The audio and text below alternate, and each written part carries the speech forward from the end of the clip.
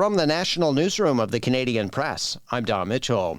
Air Canada flight attendants have overwhelmingly rejected their employer's wage offer following a vote on a new contract that ended this afternoon.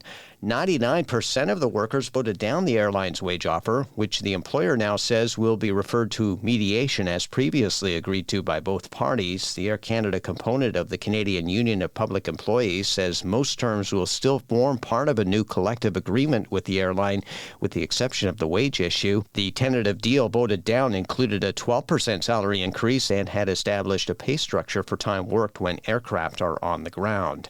A BC ostrich farm fighting to stop a cull of hundreds in its flock over an avian flu outbreak has been granted an interim stay order by the Federal Court of Appeal in Ottawa. The decision delays the execution of the birds. Universal Ostrich Farms in Edgewood, BC has been fighting the Canadian Food Inspection Agency to stop them from destroying the birds. The cull was ordered when avian flu was discovered on the farm in December, which would go on to kill 69 ostriches.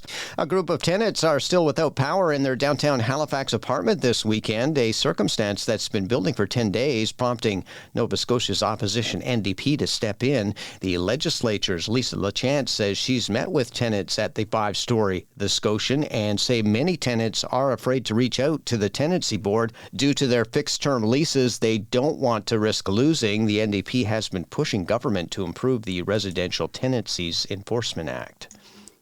Many in politics and the hockey world are remembering Hall of Fame goaltender and federal politician Ken Dryden, who died battling cancer at the age of 78 yesterday.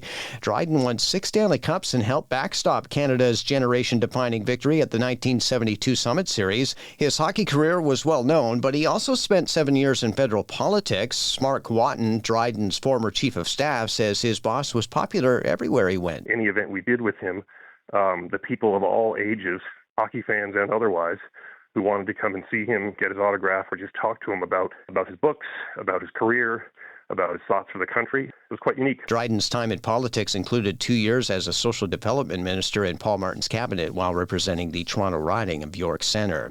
And Scarlett Johansson is applauding the film-focused vibe at the Toronto International Film Festival. Johansson says she's feeling the energy as she prepares to screen her dramedy Eleanor the Great for a Toronto audience on Monday. And I went to dinner last night. I think everybody from the restaurant was a part of the festival or experiencing the festival, and everybody was talking about films, what they saw, what they were looking forward to, directors that were up and coming, follow-up films for first-time directors. Like, the conversation's it's wonderful. TIFF runs through September 14th. Eleanor the Great opens in theaters on September 26th. This is the Canadian Press. In sports and the CFL, Greg Bell ran for 156 yards and 1 touchdown on 20 carries as the Hamilton Tiger Cats defeated the Montreal Alouettes 26-9. Quarterback Bo Levi Mitchell ran for another touchdown as Hamilton snapped a 3-game losing streak and moved 4 points ahead of Montreal for top spot in the CFL's East Division.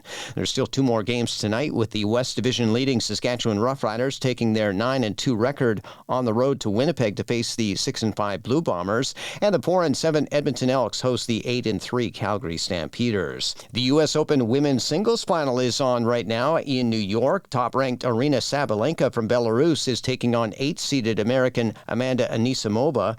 Sabalenka is looking to repeat as U.S. Open champion to make it 4 career Grand Slam titles. And the Calgary Flames announced today they've re-signed forward Connor Zary to a 3-year contract. The deal carries an average annual value of $3.7 million U.S. From the Canadian Press, I'm Don Mitchell. Thanks for listening. Don't forget to follow and subscribe. For more of today's top stories, visit thecanadianpressnews.ca.